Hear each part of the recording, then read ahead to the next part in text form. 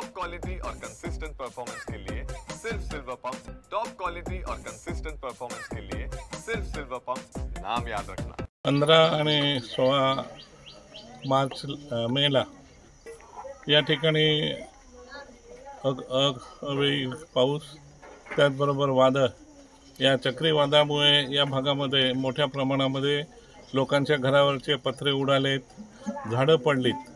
त्याच्यामुळे गावामध्ये झाडामुळे काही घरांवर पडल्यामुळे घरांचं नुकसान झालं आणि त्याचबरोबर बाकीच्या भागामध्ये भिंती पडल्यात।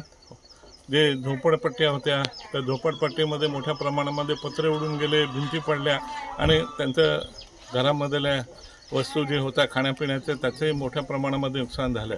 प्रामुख्यानं अडचण याच्यासाठी निर्माण जास्त झाल्या की रात्रीच्या वेळेस पाऊस मोठ्या प्रमाणामध्ये पडला आणि वादळ वारं या सर्व गोष्टी झाल्यामुळे मोठ्या प्रमाणामध्ये या भागामध्ये नुकसान झालेलं आहे। तर या झोपडपट्टींमध्ये आम्ही जाऊन त्या ठिकाणी पाहणी केली।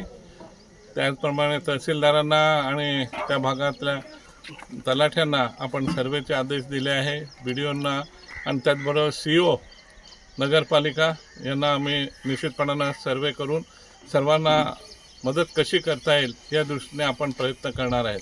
मागच्या काळामध्ये आम्ही शबरीमधून घरं द्यायचा जो निर्णय घेतला त्याच्याबद्दल सुद्धा लवकरच त्याच्यामध्ये काही बसतील तर त्यांना त्याच्यामध्येही घरं देऊन त्यांना पुन्हा उभं करण्याचं काम निश्चितपणानं करू। निवासस्थानासाठी जर काही त्रासच होत असेल आता पावसाच्या काळामध्ये तर त्यांची व्यवस्था करण्याच्या बाबतीमध्ये कलेक्टर आणि COला आम्ही आदेश देऊ की जोपर्यंत त्यांची घरं बांधली जात नाही तोपर्यंत त्यांची निवासाची व्यवस्था त्या ठिकाणी करावी।